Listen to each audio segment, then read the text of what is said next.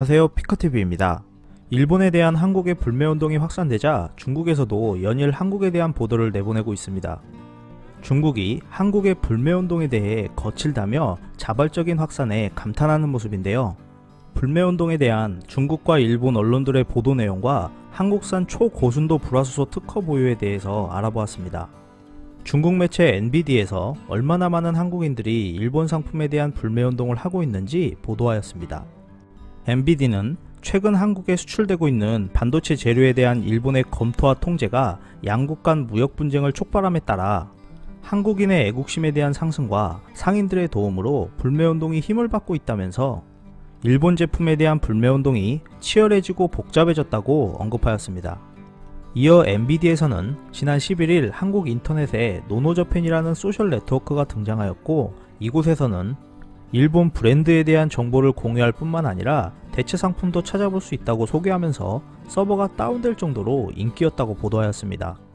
이러한 일본 상품 불매운동은 한국의 거의 모든 국민이 하고 있다고 보도하면서 한국은 이전에도 일본 상품 불매운동을 해왔지만 예전과의 차이점은 모든 식당과 상점이 일본 상품을 금지하는 데 있어 자발적으로 참여하고 있다는 점을 들면서 불매운동이 한국 전역에 계속하여 퍼지고 있다고 전하였고, 이번 주말에는 5만 개가 넘는 상점들이 참여할 것이라고 언급하였습니다.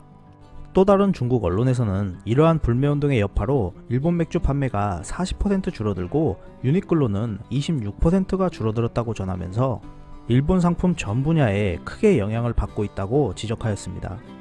23일 일본어판 블룸버그에서도 한국의 불매운동이 일본 고급차에 퍼질 가능성을 우려하는가 하면, 마이니치에서는 한국인 관광객이 감소하여 운항이 취소되었다고도 보도하였습니다.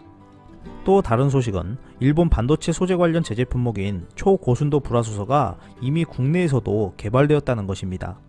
그것도 이미 8년 전에 특허 등록을 마친 상태였는데요. 이 기술의 핵심은 불화수소의 불순물 비중을 100억 분의 1 이상으로 줄이는 것이었고, 이는 일본산 불화수소와 동급인 순도여서 더욱 관심이 모아졌습니다.